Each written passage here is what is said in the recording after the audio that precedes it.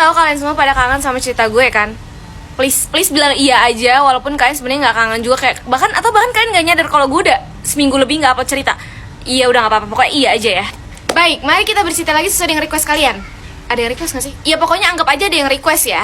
Gue mau cerita waktu masa-masa SD yang sangat-sangat tolol ini. Jadi enggak, gue liatnya emang gue kayak masa SD agak rada-rada ya, karena kebanyakan cerita-cerita aneh dan gak jelas itu di masa-masa SD. Waktu SD gue tuh kalau ke sekolah selalu jalan kaki ya, karena di rumah gue ke SD gue tuh gak terlalu jauh. Kalau jalan kaki tuh kayak 5 menitan. Kalau lo nanya kalau ngerayap gimana Min? Kalau ngerayap kayaknya 10 menit, karena gue pernah nyoba sih. Sementara teman-teman gue ini rata-rata diantar sama emak bapaknya. Gue kan bapak gue kerja ya, emak gue gak bisa naik motor, jadi kayak mau nganterinnya gimana, sama-sama jalan kaki ya ngapain gitu. Mending gue sendiri. Jadi gue tuh selalu gak punya teman barengan buat jalan kaki.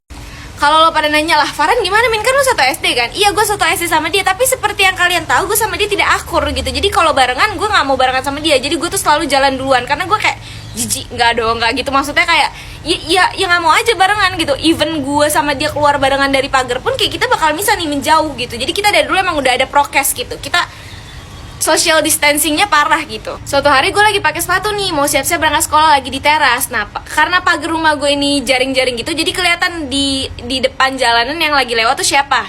Ada temen gue lewat nih, biasanya dia diantar sama bapaknya. Ini dia tuh 1 tahun di atas gue, kakak kelas gue, namanya pakai nama samaran ya, namanya Putri aja. Nah terus dia manggil gue lagi nunduk ke bawah, tiba-tiba gue dipanggil Pia gitu. Nah btw nama panggilan gue waktu SD tuh Pia. Terus gue nengok lah, terus kayak Putri, gue bilang gitu.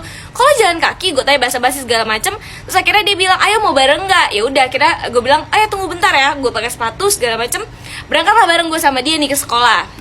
Keesokan harinya dia tuh jalan kaki terus. Jadi memang si Putri ini udah gak diantar sama bapaknya lagi. Cuma karena dulu kan gue anaknya gak kepoan ya, jadi kayak gue oh gitu ya. Kalau sekarang mungkin gue bakal nanya-nanya gitu, emang kenapa bapak lo kok bisa sih gak mau nganterin lagi? Kan lo anaknya gimana sih kalau gitu. Kalau dulu kan gue gak kepoan, jadi gue kayak oh ya udah kita seterusnya berangkat bareng aja. Nah terus besokannya tuh selalu berangkat bareng. By the way, si Putri ini tuh maksud bapak yang tadi gue bilang itu ada bapak tirinya. Jadi dia tuh anak yatim ya, kalau bapak yang yatim. Dan itu berlangsung ada kali 1 mingguan full. Setiap hari si Putri ini selalu nyamper gue setiap mau berangkat sekolah. Awalnya gue seneng karena gue punya teman barengan, tapi lama-lama gue sifat dakjal gue muncul nih, jangan ditiru ya. Jadi emak gue kan tahu nih kalau si Putri ini anak yatim. Jadi setiap Putri nyamper gue pasti selalu dikasih uang saku sama emak gue, dan itu tiap hari. Dan jumlahnya menurut gue gede waktu gue dulu SD. Dan muncullah gitu rasa iri, dengki.